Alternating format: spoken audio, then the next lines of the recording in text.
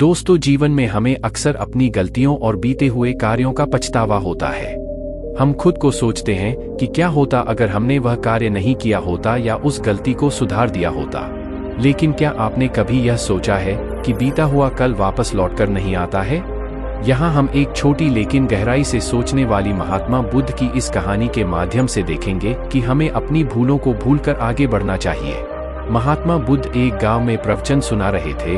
उन्होंने पास हुए लोगों के समीप अपनी मधुर वाणी से सभी को संबोधित करते हुए बताया कि हर किसी मनुष्य को धरती माँ की तरह सहनशील तथा क्षमाशील होना चाहिए।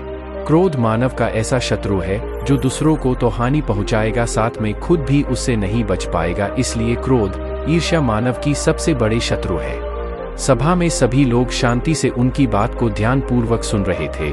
तभी वहां उस सभा में एक अति क्रोधी व्यक्ति भी उपस्थित था। वह पहले तो उनकी बात सुनता रहा, फिर वह अचानक महात्मा जी से क्रोधित होकर बोला। बोलते समय उसका आंखें खून के समान लाल हो रही थी। उसने बोला कि तुम ढोंगी हो, यहाँ बैठकर लोगों को बेवकूफ बना रहे हो।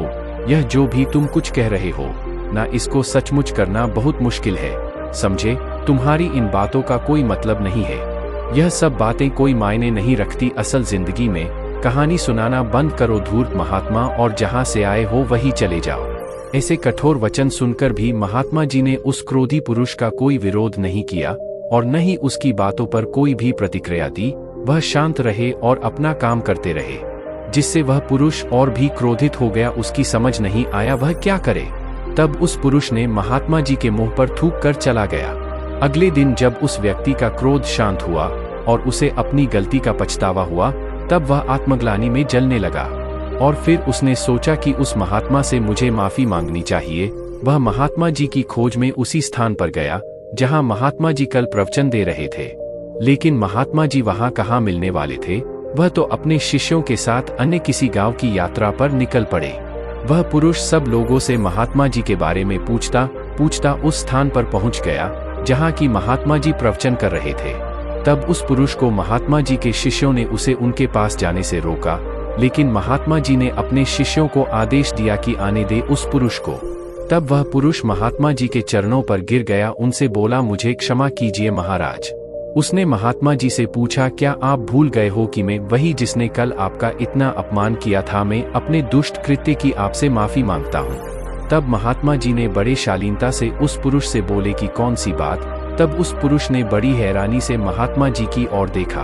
महात्मा जी बोले कि मैं तो बीती बातें वही छोड़ आया, क्योंकि बीता हुआ कल कभी वापस लौटकर नहीं आता। इसलिए बीती हुए बातों की वजह से आज और अपना आने वाला कल नहीं बिगड़ना चाहिए। जो हो गया सो हो गया। तुम्हें अपनी भूल का एहसास हुआ, यही सबसे बड़ी बात है। तुम अपनी गलती को मान लिए, सो तुम अब निर्मल हो गए हो। इसलिए कोई भी ग्लानि अपने मन में नहीं रखो। अपने आने वाले कल के बारे में विचार करो और उसे सुधारने का प्रयास करो। महात्मा जी की बात सुनकर उस पुरुष के मन का भार हल्का हो गया और उसने महात्मा जी के चरणों को पकड़कर कहा, आज से मैं अपने क्रोध का त्याग करता हूँ और धैर्यवान और क्षमाशील होने का प्रण आज से लेता हूँ। तो दोस्तों, हमें इस कहानी से यह प्रेरणा मिलती है कि यदि अपने बीते हुए कल की गलती को लेकर हमें वर्तमान में उसका पछतावा न कर, उस गलती को हमें अपने भविष्य में कभी नहीं करना चाहिए।